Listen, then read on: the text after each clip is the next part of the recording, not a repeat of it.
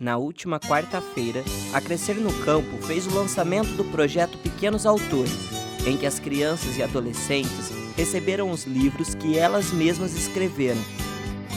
A noite de autógrafos começou, é claro, com a apresentação da nossa orquestra de violeiros. O projeto Pequenos Autores reuniu ao longo do ano oficinas de meio ambiente, tecnologia e escrita criativa. As histórias nasceram a partir da observação dos pássaros da Fazenda Floresta. Mobilizamos toda a comunidade com uma campanha online de arrecadação de fundos.